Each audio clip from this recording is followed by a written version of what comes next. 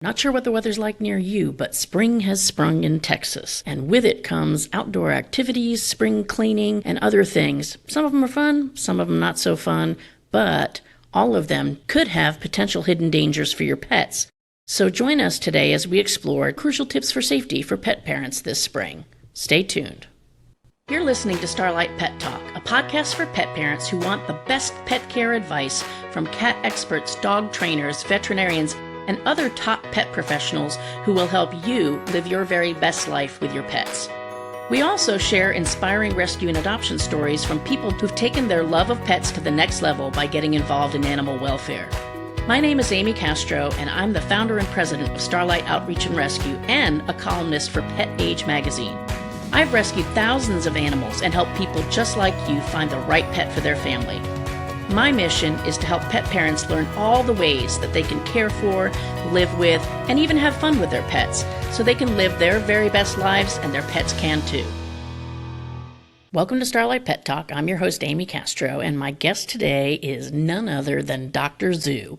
You've met her at least twice if you've listened to past episodes. She is one of our favorite veterinarians, and she is the owner and lead veterinarian at Family Animal Hospital in Friendswood, Texas, which is where we take all of our rescue animals to get their loving veterinary care. All right, so Dr. Zoo, thank you for being with us again. My pleasure. I'm looking forward to the spring and summer, so this is going to be real relevant. I'm not looking forward to the summer. Not in Texas. It's too hot and miserable. But I do like the spring, and I feel like everybody gets all gung-ho and excited about a lot of stuff in the spring, and it can be good and bad for our pets. If we're not prepared, yeah. Yeah. So I kind of did some researching about some of the areas that we might want to talk about, and the first one that came up was allergies. Yep. I know that you and I have dealt with a mutual person through the rescue whose dog is allergic to everything outside, grass and trees and everything else. Pollens, molds, dust mites, fleas. Any kind of quick or easy advice for dealing with pet allergies, or how do I even know if my pet's got allergies? Yeah, good question. I think what surprises people is that pets are expressing their allergies through their skin, their ears, sometimes maybe through drainage from the eyes or nose, but most of the time it's actually licking their feet or scratching their armpits, and that's how it's your first clue that there's allergies. Ear infections, like he keeps getting ear infections. He doesn't swim. Why is this happening? Allergies is usually the reason.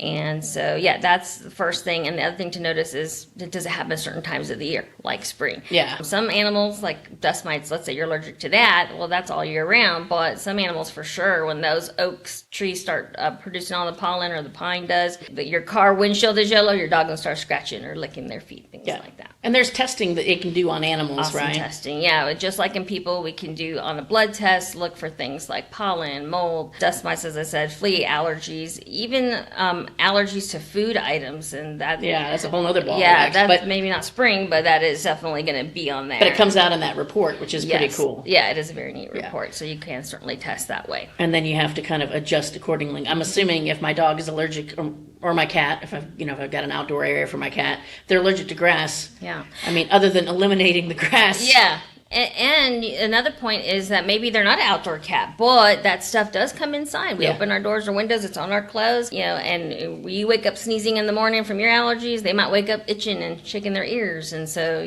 it could be whether they're indoor or outdoor pet expressed on their skin or ears. Yeah. So it's definitely something to find out. Yep. Number one, what it is, and then talk to your veterinarian about options for treating, whether it's medication, shampoos, a combination thereof. Yeah, and a lot of the medications are the same as us. One of our first go-tos is antihistamines, from Benadryls or Claritin. Your doctor can help you find the right dose for that, but at the same time, it doesn't have to be something super expensive or unsafe. Those things are very easy to get and very safe for our pets too. Okay. One of the things that I thought about, and somebody had asked about this, was we shouldn't just randomly give over the counter because not all of it's safe for our pets. Yeah, there'll be some crazy little nuances, and so you definitely want to ask your doctor about it, your veterinarian, because does this liquids or tech have xylitol in it to sweeten it for kids? But xylitol is very dangerous to cats and dogs, and so it's just little things like that that's really helpful to double check with your veterinarian. Yeah, so be careful. Just like if you wouldn't just randomly give it to your child, you probably shouldn't give it exactly. to your pet. If you have a hesitation, listen to that gut instinct, and that would be probably the best thing to do to communicate with your doctor. Okay. Now you mentioned fleas and ticks and things like that. Yeah. So when I was thinking about, the hazards that are out there, you've got the insects. Yep. So be stinging insects like of bees and wasps. Yes, my dog got stung in the face. She already has Did a fat, chunky face, so she got then you stung the other noticed. day by a bee. Yes. And we thought it was because she got into a fight with another dog the day before, so we thought Gotcha. it was swelling from that. Yeah. And it turned out it was a swarm of bees that was hanging out whole in the tree. swarm? Oh Yeah. my gosh, That's because we moved our bees. You have bees. We have bees How now. cool, Yeah, that's, but that's a whole other how neat. episode. But yeah, one of them got, I guess, a little annoyed with the move and kind of decided to hang out in a tree. So they were Gotcha. chasing everybody around the yard. Yeah, So- and so keep that Benadryl on hand for those emergencies, that's for sure. But yeah, we're going to see more of those in the spring for sure, and that's just being observant. A lot of times the reaction can be just a red spot or hives or something like that, but rarely or occasionally you'll get anaphylactic reactions like a Just person. like people, yeah. Mhm. And those guys need to go see the doctor for an epinephrine or a steroid or a Benadryl injection to get in there quickly. But, call first, because they might say, hey, if you're already home, get so-and-so amount of milligrams of Benadryl to start the process, because it's going to take you X amount of time to get to us. And that can really help in a situation like that. It's hard to know sometimes that it's an anaphylactic reaction. And sometimes, most of the time, owners will say, well, she just came in from outside to potty and then she just vomited and just kind of laid there lethargic. And those can be signs of anaphylactic reaction. So, that kind of detail is important, especially that she just came from outside, or I let her out to potty and then she came inside and did this weird thing. That can help us figure out what the underlying cause is. But yes, at home, I think, again, getting with your doctor for a good Benadryl dose is always something good to keep in your doggy medicine box, or a little sticky note on your refrigerator, or magnetized to the refrigerator. Yeah. That kind of quick, easy access would be helpful. Yeah, and we'll hit on the idea of having a first aid kit, because that's something you'd think I should know that, and we have a lot of stuff for the rescue, but it's like, where is it? It's not necessarily consolidated in one kit. Fleas and ticks, I know that I've not had a lot of run-ins with ticks, but, a lot of times people have questions about, should we do flea shampoo? Should it be the sprays? Is it over-the-counter good enough? Do I need prescription? Yeah. What about these shots that last a long time? Heartworm, with mosquitoes. Yeah. And I know that's a Questions. lot in one big category, but... No, I think you have some good framework for us to work from there, and that is that there are a lot of products for fleas and ticks, and it can get confusing, like what's good for my pet. And sometimes, again, I don't want to sound like a broken record, but you want to probably check in with your doc. But some generalities, the older stuff that's been around a long time, and we know these brands like Frontline and Advantage and their topicals, though they can kill fleas have seen these over the years, and they actually become resistant to them. And so often I find that if someone needs to use those, often for maybe a financial reason or maybe an oral something isn't good for them, then sometimes we even recommend using them every 2 weeks, because that's how resistant the fleas have gotten to them. Although they're labeled for 1 month, it's just the animal's genetics have changed over time, and they can fight off that Frontline or Advantage. So my recommendation is usually prescription oral flea meds. There's a bunch of them out now. They're all very thoroughly tested to be safe. Anytime something is new on the market, you may get some, I would call it internet gossip about whether or not it's safe or not. The best thing to do is to, say, hey, my vet knows my pet, and they'll know what's best for my pet. There are a few that you don't want to use if your pet has a history of seizures, or at least safely introduce them in a certain way with animals that have a history of seizures. So there's that, and that's on the newer medicines, and most of those are orals. They can even last up to 3 months as far as flea protection goes, which can be kind of convenient in certain cases. Don't you also want to look at, and I don't know how the orals work, but I know one of the things that I've run into is the difference between, does it kill fleas on contact? Does it kill flea after it bites? Does it kill eggs? Because some people, I've literally had people call the rescue to surrender a pet because they can't get this skin thing under control. Oh, skin thing. And but it's a reaction to the fleas, and they'll say, well, I do X, Y, Z, and it's like, but you're not killing eggs, or That's right. whatever. Yeah, you're right. Really, I think the biggest thing is treating the pet in the environment. So the eggs, most of them are in the environment, and so that can be things like certain kind of sprays or carpet powders, things like that. Certainly getting a professional is always helpful as far as your environment goes. And I would say, 80-90% of the fleas and their different stages of growth, including their eggs and larvae, are going to be off the pet in the environment. So that's important. And then, yes, there are definitely some that are more likely to kill a flea after 1 bite versus like 10 bites. And then the topicals, in theory, can kill a flea if they haven't bitten. So there's that. And it just depends. Like, for example, you would think like the orals, they do have to bite the pet at least once for those fleas to die from those animals. But the animal with an oral versus, let's say, an older topical like Frontline or Advantage will do better if they're flea allergic with one of those orals than they would with a topical, because it just takes a lot longer for the flea to maybe get some of the Frontline chemical on them and finally die. And in that time, they've bitten the animal 10, 20 times, in a short period of time. I think it's like within, let's say it's within 5 minutes or something like that, they'll have bitten the animal 30 times at that point in time. They're very quick to just That's why they're on there, is to get the blood, right? And get the blood, fill up, and jump off, and go and lay their eggs somewhere. Yeah. Typically is their life cycle. So that is interesting that even though, yes, a pet does have to be bitten for the oral meds to work, they still work better than the topical ones do. Which, again, is only 10% of the problem, because you do got to treat the environment. And the environment might be inside, like carpet, or it could be outside. She loves to go and romp under these bushes. Yeah, she likes to go and chase the bunnies in the backyard. And so you may have to treat that area as well. Yeah.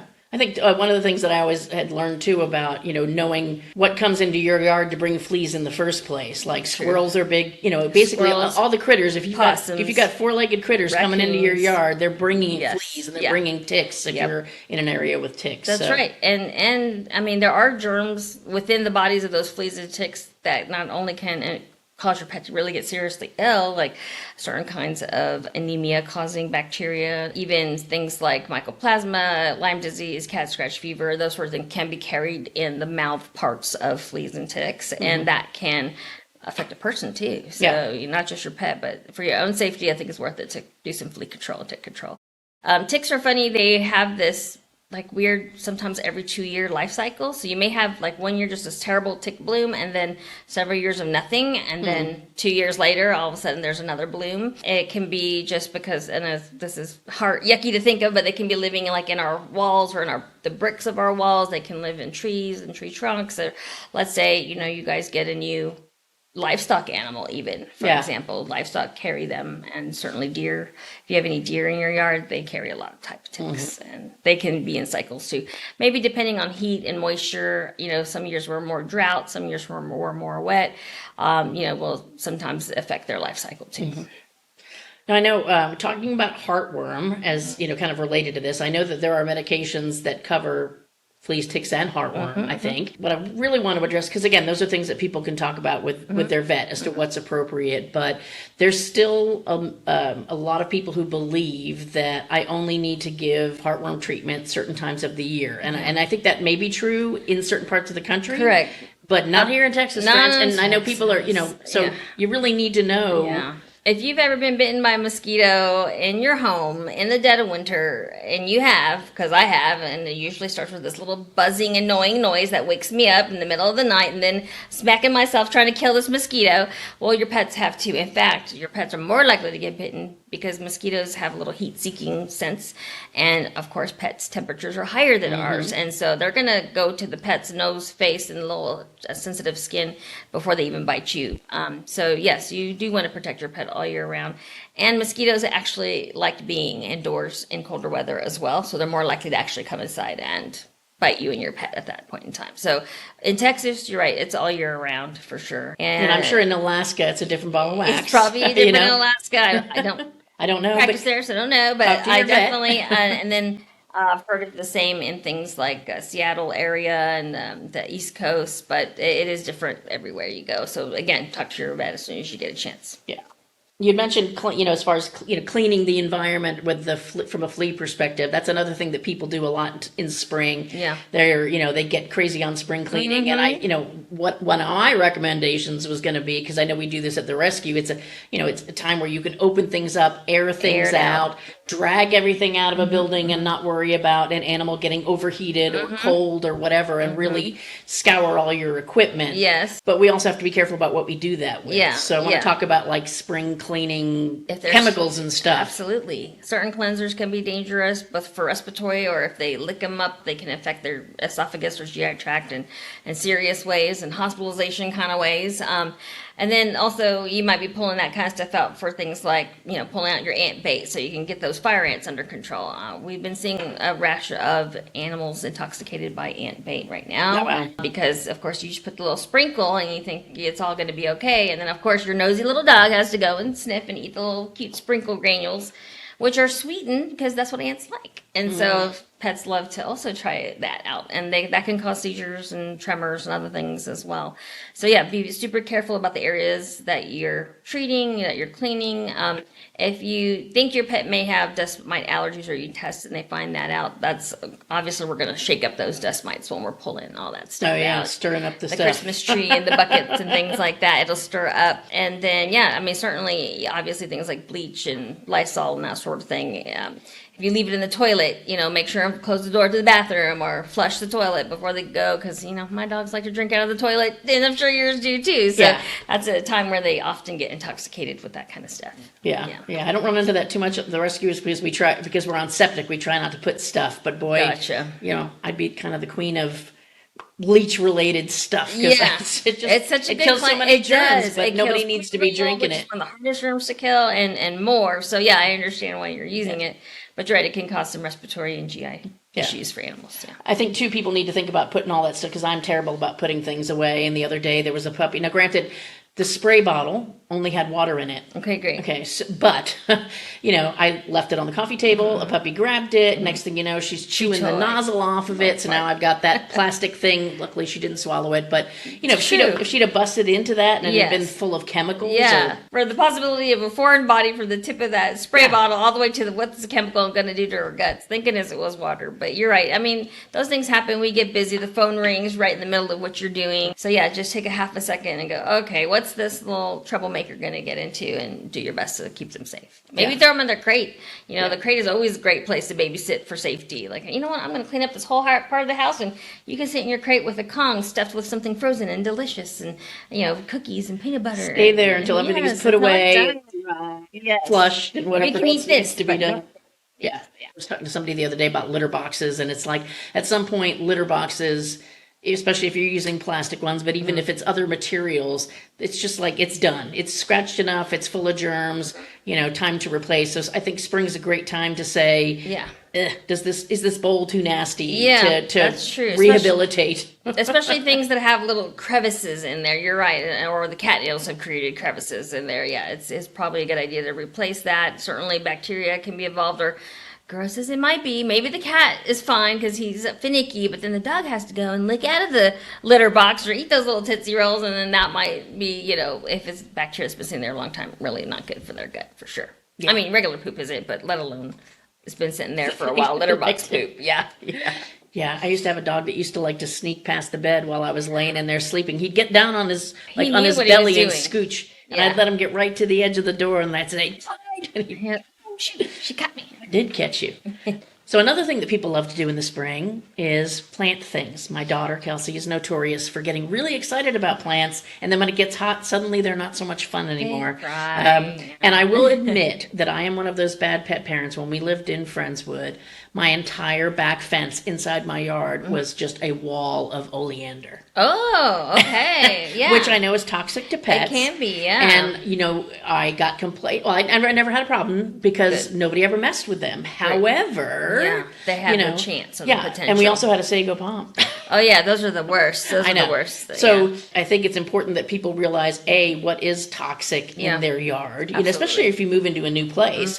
And don't assume that because one animal doesn't mess with it today, because I've had that happen too, where that thing's been there for 10 years and now you decided you wanted to chew on it. I think that happens more than anything else. It's like we get complacent, I think is the word you're going to use.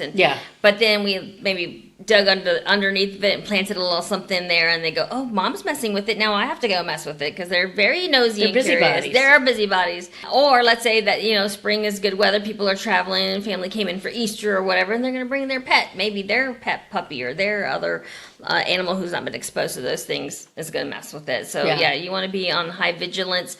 They have these neat apps you can identify plants with now. Yes, I have that on my phone. That's so neat. Cool. I love that. You can't trust it 100%, but a sago palm, for I bet common plants, yeah. it will do. Okay, so good. So that's one way to do that. Yeah, sago palm, honestly, those are just basically they cause liver failure very quickly, and it's very hard to get them over that. And so I would recommend just pulling a sago palm out if your dog is going to be exposed to it. Oleander is very interesting. Fresh oleander is very bitter. But if you trim the oleander bushes and you leave the leaves down, then they get a little sweet by the sun. When the sun dries them out, that's when they become a problem. So, still, if you think you have that much of a busybody of a dog, get the oleander out of there. But certainly if you're going to trim them, take all the trimmings out of the way so then it'll dry up and become a hazard to your pet. Yeah, it's amazing that it's, it can be certain parts of a plant or certain conditions, like you said. It's fine when it's this way or less attractive, and now it's more attractive. Other things I had on my list, and, I think people really just need to go out and research what's in their yard, because you're not going to memorize every single plant. But lilies are definitely something to be worried about. I know we used to have a lot of rhododendrons. I don't know if they even have those in Texas, but back east, rhododendrons were one. They have like a little cone of bushel of flowers on them? Like a little, almost, I don't know, yes, but it's a cluster of flowers, and apparently those can cause vomiting, diarrhea, and sometimes even cardiac issues. And daffodils, that's another. Yes, all your lilies. Daffodils is kind of a lily, but all your lilies can cause tummy issues. And of course, cats are actually, they violently react to those, both respiratory and heart type of issues with them. So definitely don't let your cats around any lily family type of thing. And be careful about bringing that stuff in the house, because sometimes you cut things in the yard, bring it in. I've lost a lot of really good vases that way from my cats. Yes, I bet. But because they're going after the flowers. Yes. So definitely something to keep an eye out with those plants. So speaking of being outdoors, my number 5 hazard area to watch out for was your fencing. That's something that I've noticed is that, granted it's pretty mild most of the time around here in Houston, but, in some parts of the country, spring might be the time where you're leaving the dog outside or you're hopefully you've got a nice safe cat yard, but you're letting the cat outside. Yeah. And I think it's a great time to really test the integrity of the fence. At least, what kind of critters have been digging under it, or it's rusting or whatever it might be. Do you see a lot of people escaping, like losing their pets this time of year? And the reason too is some pets actually have like storm anxieties, and maybe they've been testing the fence before, but if they start to hear weather change, they break through a weak part of the fence, and scary stuff. I mean, not just losing your pet, but they can be hit by a car and all those things. And so we end up seeing them, well, she's never done that before, and then the weather change just flipped on us, last night we had a terrible windstorm, and as I was driving here, there was a lot of fences down. So maybe before you just let the dog out in the backyard on their normal pee break, especially after something like that, put your eyes on the fence and just make sure the fence integrity is good. I think even checking too, I've noticed we have literally a brand new fence in the backyard, but things do start to settle, and the gate is heavy. And so the other day I had let the puppies and everybody out in the backyard because the wind was breezy, keep the mosquitoes away. Yeah. And the next thing you know, I call everybody in and I see the puppies outside the fence. Now, luckily they came to me, but if we were living on a busy street, they could have easily been run over. They could have gotten stomped by we always have to worry about donkeys. Angry donkeys. Angry donkeys that go after dogs. So just, checking those gate latches, things like that. And that's a good point as far as the integrity of the fence, because if you've got one of those wooden backyard fences and it's been there since you moved in, 10 years ago, eventually it could be right on the verge of blowing over, and the next thing you know that they're gone. One weather pattern will change that up. Yep. Also, drought can weaken the main posts of the fence, and sometimes drought will cause a fence to lean, and a dog will. If there's something to test, they'll find a way to test it. Yeah. So. And especially if you've got a new pet. I mean, I've done this a couple of times. I think my friend Lori talked about it on one of the episodes of how, she adopted a dog from us at the rescue, and she was a real escape artist. And so I literally, instead of just having her take the dog, it's like, let me come over and just look at the fence, because I think sometimes people underestimate, it's just this little space under the fence, or you get a new dog and you think, oh, my yard is fenced. Well, is it really? Is it sufficient? Because I've seen dogs go under fences that they should not, and definitely cats. I mean, I've seen cats. My cat squeezes through. My blind cat squeezes through the gate going to my bedroom, and I kid you not, she's wide. I don't understand it. She defies physics. She defies physics, exactly. I don't know if she's dislocating her hips as she goes through, but she's a slinky one. That's why they do. And horses do that too. Yeah, they've been known to roll under a fence, escape accidentally, and go, oh, how did I do that? And then they'll just wander around. Yeah, for sure. My pony did that yesterday. I don't know if she rolled under, but she hasn't done it for years. And that's the thing you need to think about. Like, Yeah. oh, just because it's been like that for years. She used to like to go to play with the donkey 2 houses down. And we thought we had taken care of all of What that. a social pony. Yeah, it hasn't happened for years, and then all of a sudden, 2 days in a row, she's been in the neighbor's yard trying to get over there. Yeah. So it's like, now we got to do the whole. And we got a lot of fence. We have 7 acres, people. So, but so I have an excuse, not really, but I have an excuse that I haven't walked my fence. But if you live in a suburban or a urban area, Definitely don't get have out there and look at your excuse. darn Yeah, fence. for Make sure it's safe. And then Yeah. also, with cats, don't assume your cat can't climb the fence because they're pretty amazing. And speaking of defying physics, I've seen them hit an 8-foot fence like nothing, and they're just at the top observing the neighbors. Everything is fine, and it might be until the neighbor's dog comes in, puts pressure on the fence, and knocks the cat down and gets the cat. So lots of reasons to be careful with that. And then I'll probably just stay out and observe a cat because they're nearly impossible to keep contained. Yeah. I actually had a company just sent me, and I won't name it yet because I haven't tested the product yet, but a roller system. But Coyote rollers. Well, it's different. It's different than a coyote roller. It's like a different design. Okay. But it's like you have to. It has to be a certain kind of fence. Yeah. Because it would have to be exactly what you said, the kind where a cat would leap and try to grab the top, and then it's going to roll away. Right. But if I'm climbing a fence, then I'm just going to climb over right it. over it. Just so tippy-toe. don't assume. And that actually brought up another thing. We were talking about plants before. That little tree that your dog couldn't get on top of and get out now, or we decided to move the trash cans, and now it just makes a perfect place for them to jump. Stone? To jump out. So they're so smart. I mean, we love our animals, but why do they want to leave? Explain that to me. There's they have it so good. I know. They have no excuse.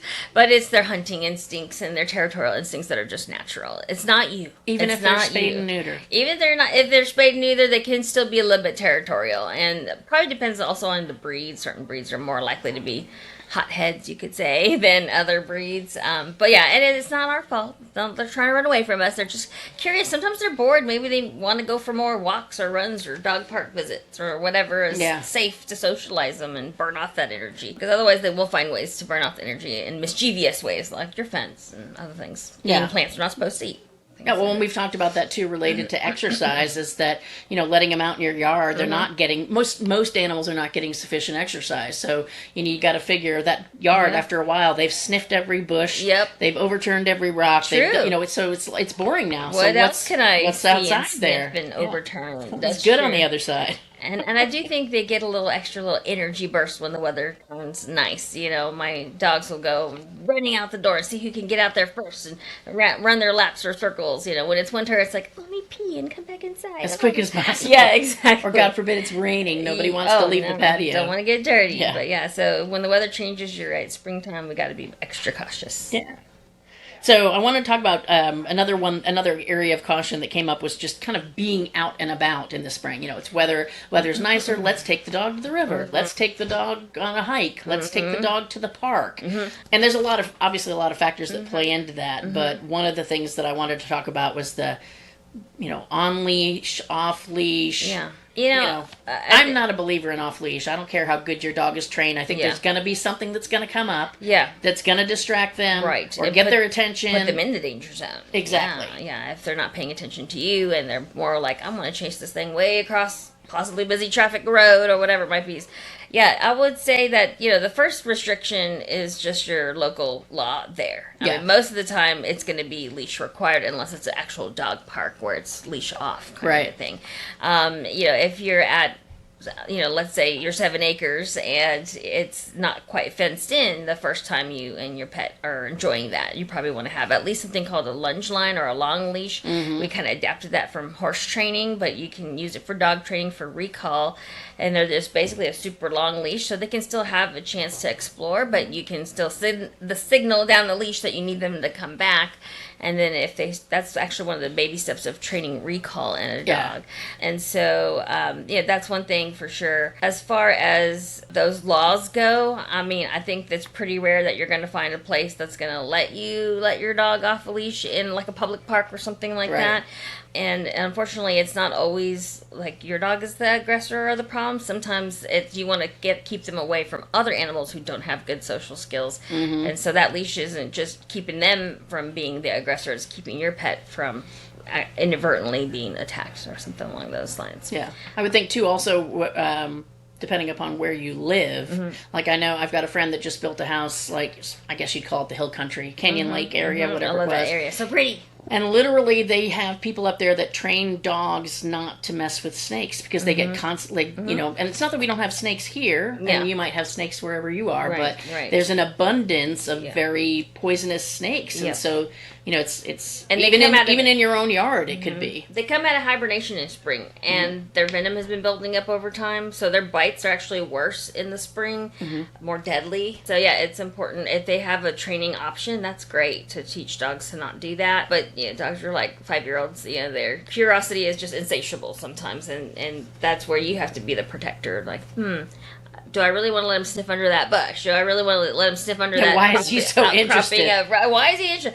Why, you know, those body postures, if he's still, and his ears are still and up, and the tail is, you know, doing a different sort of quick whip to it, those are all signs that he's found something you haven't found yet, and you better make sure it's okay for him to mess with whatever it is. Definitely. That's it. Well, and then skunks, too. You know, my gosh. It's like... Yeah, luckily skunks are deadly, but man, that can be will make your life... If you know, people think that they know what skunk smells like because they ride in their car and you smell skunk. Yeah. There is nothing like the fresh... Yeah. It's horrible. We had our Doberman Pinscher got sprayed in our backyard. I mean, there was no... And before anybody even knew what happened, he flew into the house, across the house. Oh, no. I mean, I literally slept with my shirt like this, and I sprayed perfume on my shirt. I believe you. I believe you. Yeah. Even if you use, there's a lot of these great recipes online and for getting skunk smell off, but it'll linger still in their fur and oil for easily 3 or 4 weeks. Yeah. And the worst thing you can do is, which is exactly what I did, was like, go throw that dog in the pool. Oh, no. And it's like, that just seals everything in, apparently. But yeah, the point being is that there's, you know, we talked about the bugs, but there's a lot of critters that are out and about. Yes, big time. And then, you know, even just hazards, maybe. You know, you're walking on the trail, your dog cuts its foot, or gets this happened to my dog Buddy one time. We went to, I think we were in Corpus, wherever we were. It was actually his last Christmas. We went to the beach. Aww, he was such a good little dog, but he got out and got burnt. He was covered in burrs. And they weren't, you know, deadly or anything, but, you know, there's thorns, there's sharp objects. Yes, absolutely. Things that you have to worry about. You're right. Yeah, I think you're right to plan just a little bit of like, hey, maybe a little wound cleansing kit. Maybe I did get that antihistamine dose from my vet and have that ready to go. Yeah, maybe something. I like that idea you had about some sort of maybe like a harness for your own body to be able to carry your pet in case they can't walk out of a hiking situation or trail or a rural situation. That's a great idea. So yeah, maybe planning ahead for that. And then as far as those wounds go and things like that, I mean, there's nothing like cleaning a wound right then and there, not letting it sit and fester until you see the doctor. Even I would assume, like, you know, my dog gets a cut, so I'm gonna walk him into the stream and clean his foot. I mean, yeah. I'm like, hopefully you have a water bottle with you, and you can use some clean water. Water bottle. I mean, I think something easy and handy to know is you can clean a wound with just very lightly soapy water, like maybe like 1 pump of a hand soap into maybe about 1 liter of warm water, and you can use that to rinse off a wound with.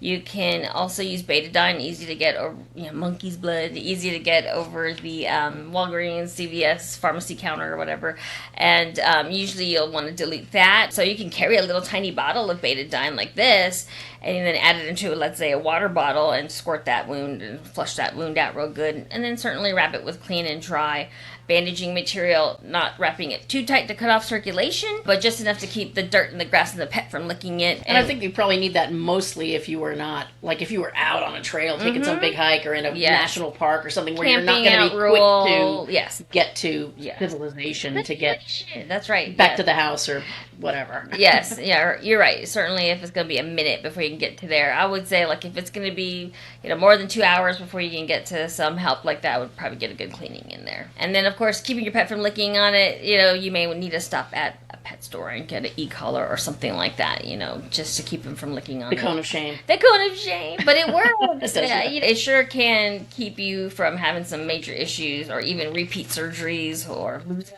a limb. So they can be really important. Yes. So, it is a good tool. Overcome the cone of shame fears that we have. Yeah. And I don't know if we said this. If we did, we can cut it out. But just, I think brushing up on your obedience before you take any of these outings, because, to me, like one of the most valuable, other than come, is leave it. leave it, Yes. leave it. You know, that's Leave it one of the things. and recall. Yes, I see what you're saying. Yeah, I don't think we did cover that, but I think that's important because a part of dog training is really just understanding dog behavior.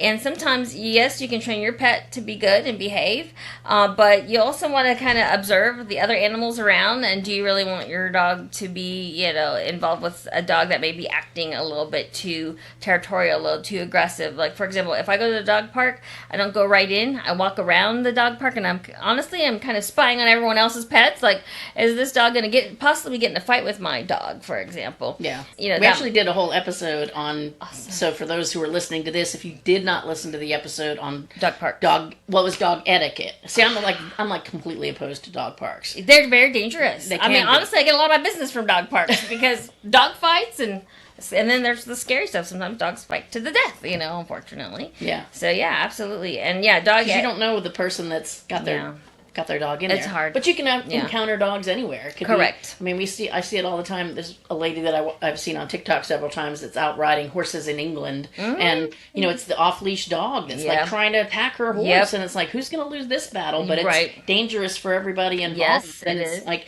if your dog doesn't listen to you, don't let it off a leash. Yes, absolutely, for sure. Good point. I mean, there's these restaurants where you can bring your pets on leashes and they sit on the patio. That's a great place for an issue. So know your dog etiquette. Yeah. And what else? Certain campsites, things like that, public parks, again, people should keep their pets on the leash, but they don't always, or sometimes the pets get out of the collar because maybe the collar's on too loose or they're not using a proper kind of collar, which it was probably covered in your dog etiquette episodes. Which I don't know that we really got into a bunch of gory detail, but I might have mentioned, I think I've mentioned before about liking those martingale collars. Love them, because especially if if your dog, if you don't want to worry about putting a collar that's too tight, or your dog's neck is bigger than its head, then no tightness of a leash is going to stay, or a collar is going to stay on a dog. That's right. If their neck is bigger than their head. Yeah, and I can't tell you how many dogs Houdini out of body harnesses too. Not to mention, sometimes body harnesses don't really get the message to your pet when you're trying to give them direction, like calm down, behave, or sit still, or whatever it might be. So martingale is one of the best ones for sure to get your dog's attention, but also allow it to have some comfortable relaxation time when you're not putting pressure on that collar. Or use two things. I mean, as much as I don't like the inconvenience choke of it. chains or whatever, especially nowadays. There's better alternatives. Better. We know better in many instances, but I kind of like that as a backup. Like I'd hook the leash to my dog's collar, but also to that because although the collar might come off, the choke chain wouldn't. So martingale and a harness, or a harness and a collar, you can hook it to both. Yeah, I've seen better to be safe. It's a double leash system where the leash actually goes kind of over your shoulder, like a purse strap almost, and the one hooks onto the collar, and one hooks to like a body harness or an alternative attachment. Yeah, and I think those are pretty neat because you're right. It's nice to have a backup in case one thing slips off or the other slips off. Yeah. Well, that also on that same front. Now we're going down a product rabbit hole, but those hands-free leashes that are kind of like a waist, and sometimes they've got a fanny pack or whatever. That way you're not worried about, because you know how you are. You're trying to take pictures with your phone. You got your leash. You got this, and then next thing you know, you're dropping the leash. Yeah, and they're off they go. Off they go. Exactly. Yep. So definitely need to look into your equipment and try it and test it in the backyard before it gets crazy. That's right. Yeah, before you get out and about. So we're getting into our last couple of tips here. Hydration. Obviously, in Texas, last year we had the most brutal summer ever, and so you got to be super careful with your of course we were super careful with the horses and making sure they had plenty of water, and the dogs when it's that hot I don't leave them outside, so they've got plenty of access to water. You could even have water plus something frozen, like a frozen ice cube just made of like an old butter tub or something like we used to do in the old days. I don't know if anyone does that, or your milk jug or whatever. Cut that in half and freeze that. Another thing, speaking of Texas weather, is you might go out in the morning and it's cool and it feels good, but the clouds roll and the sun comes out and all of a sudden it's too hot to be outside. I mean, just be honest with yourself, like, hey, is this too much for this little guy or whatever it might be?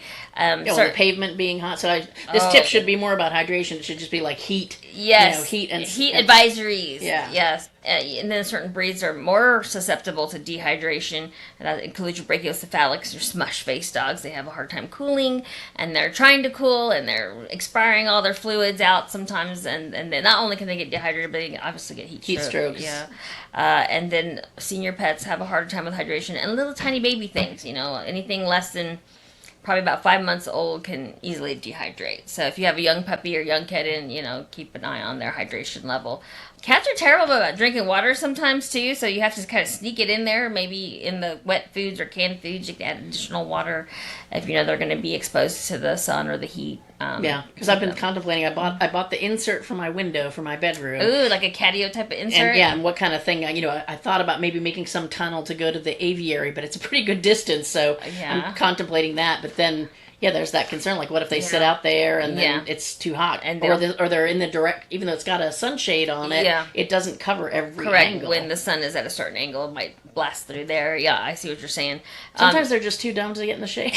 They are, because they would rather hunt that bird, like they can actually get to it, but they can't. They'll sit out there, and that's the same for our pets. For example, people will say, when they come in for a heat stroke or something like that, well, he just kept chasing the ball. I thought he would lay down and rest if he didn't want to chase the ball.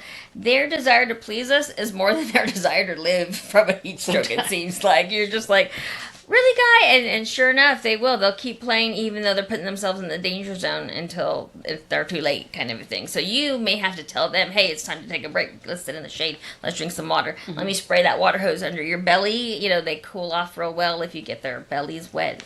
Dogs. Cats will murder you if you try to wet them, I suppose. But aside from that, you can do fans, portable fans, all kind of things like that. They have these water cooling air conditioners. I think you put water in there, and as it blows through, it cools off the air and it cools off. There's one that's it's as if the guy just took a cooler and made an air conditioner out of it. Oops. But it's portable, so that's kind of cool. Check that out. But that way you can prevent some dehydration or water loss. But of course, getting water into them is great. Or sometimes if they don't want to drink water, you can freeze chicken broth, low sodium chicken broth, make ice cubes out of that. Just something tempting for them that they'll think they're getting a treat or a snack, and you're really just trying to hydrate them. Yeah. So what would be and this could be a whole nother episode, I'm sure, but I know we were out at an event this weekend with kittens, and it was, the highest temperature was 75. I mean, I don't even know if it was 75, so it wasn't super hot.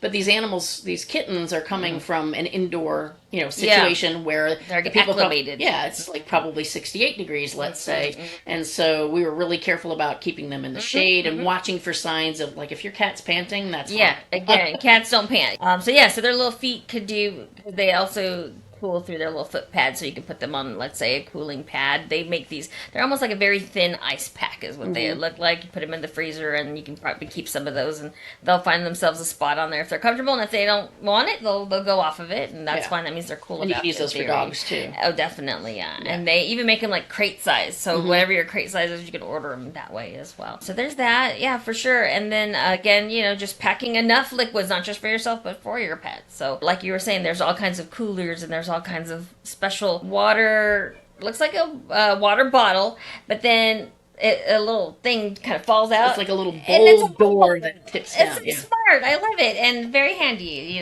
So I would say just prepare and plan ahead is a big part of that. Yeah. What about the sun? So I never really thought about sun protection for dogs. I have a donkey. She's mostly white. Her name is Cow. She has spots. I did not name her. That's a good name. Oh, I like that name. And she looks like a cow, with those kind of spots. Yeah. But she was almost unhandleable for the most part.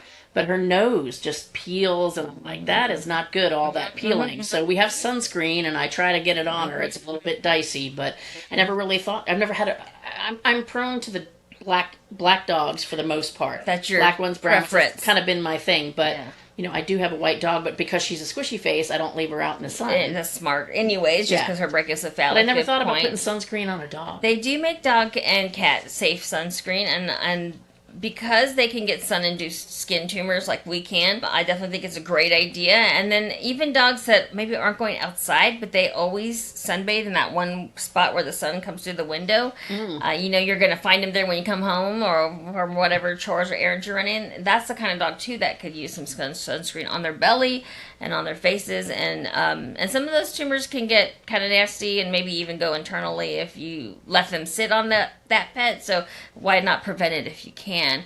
And you're pretty much talking about places where the fur is thinner, right? Yeah. Definitely where the fur is thinner, or if they're just a very fair-skinned or coated dog, for sure. Boxers come in white and they come in brindle and fawn, and those lighter ones for sure. We do see a lot of sun-related skin masses, so I do think that's a great idea. And I just want to make sure that you said that there is dog sunscreen, because you don't want to put human sunscreen. I wouldn't use a person one unless I always make sure it's a dog one. Yes, exactly. Because they're going to lick it. Yeah, yes. And they have these new sunscreens that they're almost dry on contact. That's what you're looking for. The pet one's going to be dry on contact. You don't want like a sun lotion, sun block that's oily or greasy. They will lick that off. And probably you'll have diarrhea and vomiting in no time. Reminds me of when I was first trying to get the sunscreen on the donkey. It's like, because she couldn't really touch her, but she likes treats. Yeah. So I'm like, okay, for those of you who are watching this on video, I got a handful hands. of treats and a handful of human sunscreen. I got to look into donkey sunscreen, but it's like, okay, I've got one chance to get one swipe. Did it work? You got better at it over time. I got better at it, or I ended up with a handful of greasy sunscreen. Hey, you will never get a skin tumor on your the bottom of my head. Exactly. Little stinker. So, okay, all right. So we're gonna watch out for the sun. Get some sunscreen for our lighter skin. And I would think, well, even if what if I have a black dog, but they're around their noses? Yeah, they can absolutely. Still get it, Nose right? and tummy. It's usually around the nipples and right on the middle of the belly. Occasionally on things like ankles and the tips of their toes. Some dogs are black except for the tip of their toes. That sort of thing. And I've had to remove toes to be able to get some of those skin masses off. So yeah, if you've got a white tip little dog or a very thin-haired dog on the ankles or further down, I'd spray there too. Mm-hmm. And cats. It just reminded me, my neighbor had cats that they came from another country. I forget where they lived, but one of them's white, and it's just an outside cat. Like there's no keeping. And they've got 20 acres, but that cat has had to have its ears removed from the sun because it's really not handleable. Yeah, squamous cell carcinomas are common on ear tips on cats, and those can spread internally too. So yeah, they're like, you know what? Let's just get the tip of the ear off before that goes anywhere. But yeah, I think that's a great idea to be able to prevent it by spraying those ears. Yeah, or keep them out of the sun. Or keep them out of the sun. Indoor cat would be great. Yeah. But you're right. Some cats are just like, I will not. Yeah. They're wild sometimes. Yeah. Always cooperative. My last one was just to kind of to wrap things up, was just being prepared for emergencies. And so we talked about, I think to reiterate the point, to have, it sounds like we need a first aid kit for the house and one to bring in the car, one that's going to go in the backpack when you go. Or make it the same one and just, make it that it's portable. I've seen people use little makeup kits, and I've seen them use little tool zippy pouches. They actually make them. You can go out and buy a dog, but who knows what all's in it, But I did Google that the other day. Okay. Maybe let's look at a few, and you can put some links. See what's in there. Yeah, there you go. Interesting. And I think also you had mentioned some things about having phone numbers and things like that handy. Knowing your closest emergency hospital.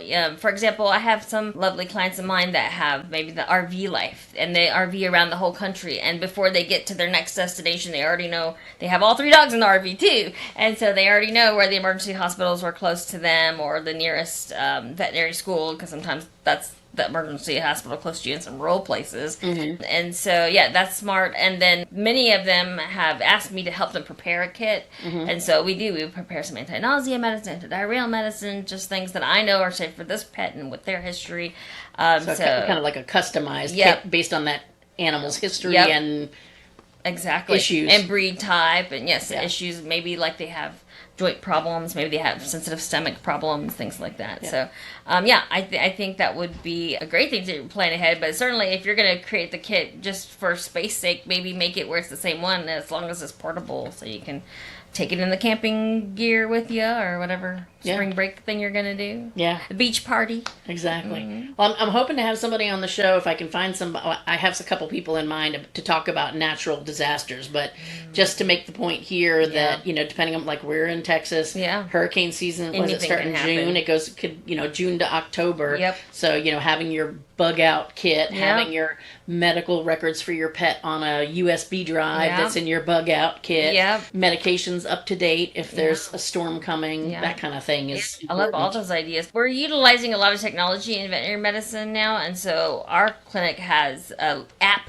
on where you can look up all your pets' vaccines and whatnot. Blood work is on there, so that you may ask your local vet and see if they already set up some sort of app. But I would say easily 50% or more clinics have these now. Yeah, that's a good point. So and as long as you got Wi-Fi or internet, you should be able to look it up. So that might be something to keep in mind. And I think ID tags, too, that's another thing. People don't, especially if you're the kind of person that puts your identification tag with your rabies tag and then they rub together. I mean, those you don't things like do wear off. And they break off sometimes, too. Like, I noticed the other day, it's like, where to go?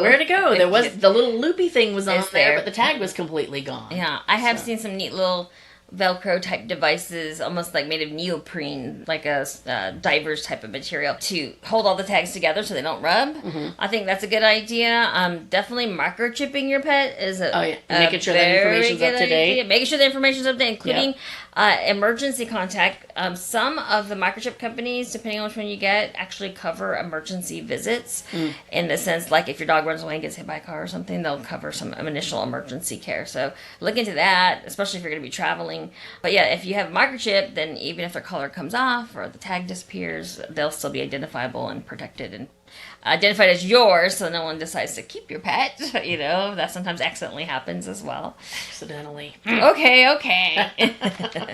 But yes, microchipping is super helpful. Identification in any way, shape, or form is a good idea. Okay. Yeah.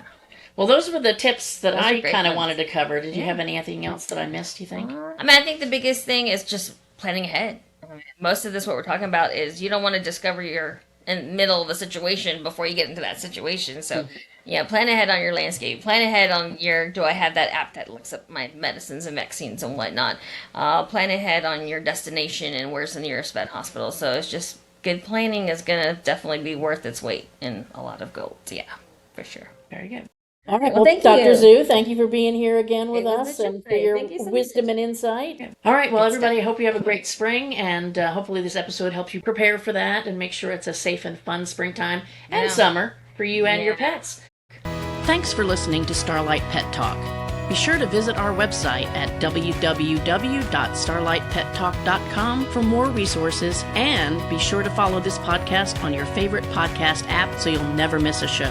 If you enjoyed and found value in today's episode, we'd appreciate a rating on Apple. Or if you'd simply tell a friend about the show, that would be great too. Don't forget to tune in next week and every week for a brand new episode of Starlight Pet Talk. And if you don't do anything else this week, give your pets a big hug from us.